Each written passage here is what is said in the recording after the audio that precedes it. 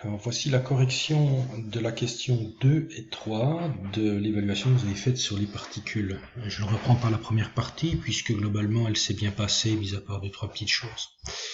Alors, parmi ces quatre représentations, laquelle représente l'air? On vous demandait de faire un choix et il s'agissait de la représentation numéro 2 qui est ici. Pour quelle raison? On vous proposait de répondre à la chose suivante, c'est qu'il y a bien 2 molécules de dioxygène qui sont ici et 8 molécules de diazote. Donc ce qui représente bien, en définitive, les proportions qu'il y a dans l'air, je rappelle, 20% de dioxygène, rouge, et 80% de diazote en bleu.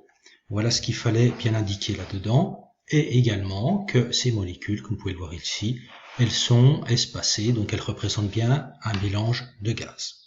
On vous propose également la question suivante, que pourrait représenter le schéma 3 si on ajoutait 2 molécules de diazote?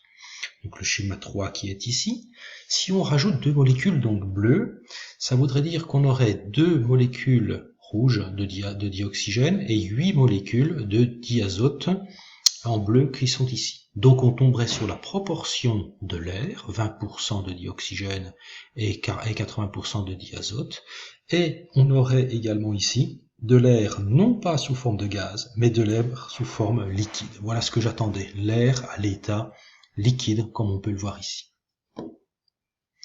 Correction de la partie 3 maintenant. Alors, elle n'a pas été très bien faite, il fallait valoir pas mal de choses à l'intérieur. Donc, je vous demandais d'observer le schéma suivant, de gauche vers la droite.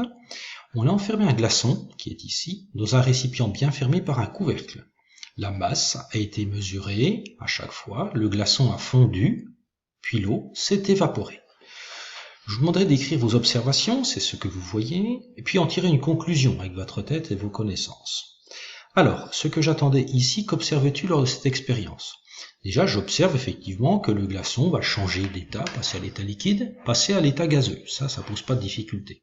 Mais ce que je remarque également, c'est que lorsque je pèse ce glaçon, cette eau à l'état liquide, ou bien l'eau sous forme de vapeur d'eau, j'ai toujours la même masse. Attention, ne dites pas le poids, mais on parle bien ici de la masse. Donc la masse ne varie pas. Voilà ce qu'il fallait observer.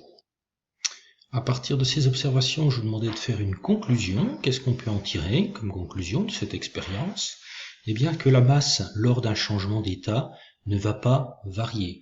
Lorsque le glaçon fond, on a toujours la même masse, et lorsque l'eau s'évapore, on a toujours la même masse. Et ce que j'aurais voulu que vous alliez un petit peu plus loin, c'est pourquoi la masse ne varie pas. Alors, on pourrait s'amuser à compter les particules qu'il y a là-dedans, les molécules, mais la masse ne varie pas parce qu'on a toujours le même nombre de particules, que ce soit à l'état solide, que ce soit à l'état liquide, que ce soit à l'état gazeux.